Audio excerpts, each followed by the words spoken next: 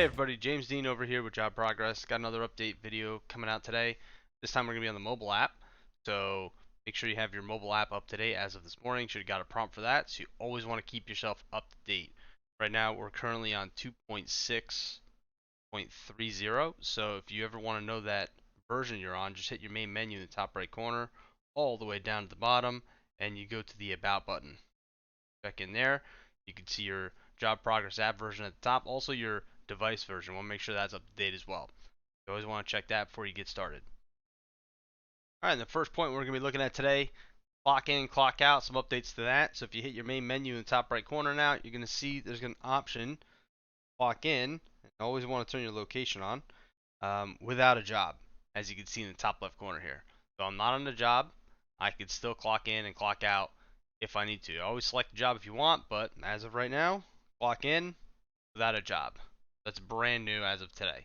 Also with that, you can now clock in and clock out on multi-project, so just take a look at that one. Familiar with the multi-project jobs. Also, let's say just now I clock in without a job and I screwed up. Maybe I meant to do it with the job. I can go right back into the little clock that's floating around and switch the job. See the new option? Bottom right here. Switch job. Recent jobs. And I can clock in or switch a job. Maybe if I'm on one property and I'm going to a different property later that day, I could switch between jobs now. I don't have to clock in, clock out, back and forth. That's a great update. In regards to the clock summary, just a few filters have been added, so I'll just go ahead and show you that real quick. So let's head over to the clock summary. And you're just going to see in the top left, I now have a drop down to group my clock out report in a certain manner, so per user, per job. Also some more filters in the top right corner. Users, divisions, a couple different options there. Alright, point number 2, moving over to the production calendar specifically. Got a new filter in there, so if you check your filters, you'll see the city has now been added as an option. You can now filter by the city. Another option that's been added today, something that's been on the website for a little bit, but has now found its way onto the mobile app, the select color scheme option in the top right corner. That's going to let you filter your production calendar just like you do on the website.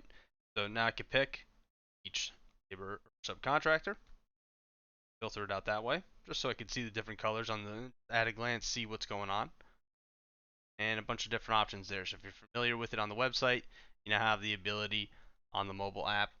All right, on to point number 3 here in a worksheet, estimate worksheet specifically.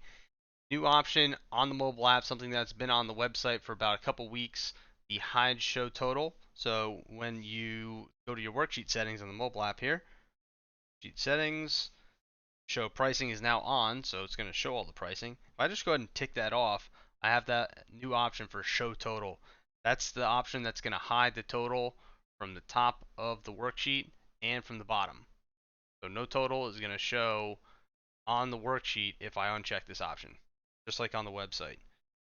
So if we go back now, and just remember, you could always do this too, hit the 3 dots in the top right corner and hit preview. And it's actually just going to show you what the estimate proposal worksheet is going to look like before you hit save. So this is what it would look like, and as you can see up to the top, I don't have any pricing showing at the top or at the bottom. All right, something else that just got added today, worksheet favorites. You can now filter some of the favorites on your mobile app. So hit the 3 dots, go to your favorites. So for those of you that like to use favorites on the website, you're now going to have the ability to look for everybody else's favorites as well. So if you have other people in the company that are sharing favorites that they've made with their worksheets, you can now mark for all, save, and now you should be able to see all of the favorite worksheets that anybody else may have saved, and then apply it to your job as well. Just always remember, you're going to overwrite your current worksheet, just a heads up. But simple as that. Alright, point number 4. This is something I think is really cool. Not a lot of apps actually have stuff like this. Seems like something really simple, but what this is going to be a new notification history center. Think of it that way. Right? So every time JobProgress pings you, like, hey, you got a new customer, hey, you got an appointment coming up for this job, all that kind of stuff is now going to filter into this notification history center. So where I'm at currently, hit the menu button in the top right corner. There's going to be a new option for notifications. So now every time you come in here, it's just gonna filter your notifications of things you've gotten recently, or you hit the main menu, unread, read, did we see it, did we not see it? You're gonna be able to go back and look at all this stuff, which is, I think this is really awesome. Not a lot of apps actually have this kind of stuff. But what this is gonna do is just gonna let you, hey, did I miss something earlier today? I thought maybe I got a push notification. I just swiped it. How many times have you done that? Do it all the time. So now you're gonna be able to come back through here. Oh yeah, I didn't see that I had a job scheduled for next Saturday. Oh, now I see it, and you know what? I'll accept it too. I'm at it. So I think this is a great feature. Again, notification history center, really, really great option. All right, update point number 5. Just a little quality of life change. Say you're in your customer manager and you got to call somebody back real quick, so you can now tap on their customer record, and you're just gonna have 2 new buttons right on the customer record here before you get into the job. So you have the ability to text via device or JobProgress texting, or actually just call them right from your phone too. So 2 little quality of life buttons that we've added there, so don't forget to use those. Save you a couple steps of having to get into the job. Update point number 6 here is in regards to the Gmail integration. So if you guys are using Gmail linked with JobProgress to send your appointment notification to your customer, you're now going to have a new option. So if you hit the plus, go to appointment.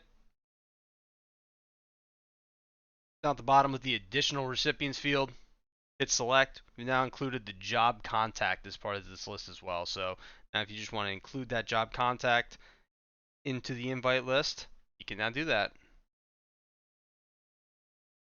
Point number 7, new quick action added. So when you're in your customer manager and you could just do a long press and hold right on the customer, so not even clicking into it. New option to add job. So another quick and easy way to add a job to a customer. Don't have to click into the job anymore. That's right there on the quick actions menu for everybody. All right, another quick point. Search option in the top right corner. You select that now, we default it to the job search. So now when you select this option, it's just going to search for your jobs rather than your customers. So we've heard a lot of feedback on that recently. We went ahead and got that switched, so hopefully that helps you out a ton when searching for your jobs. All right, and that's going to about wrap it up for this mobile app update here today. Thank you guys for watching, and we'll see you guys on the next one. Have a good one, everybody.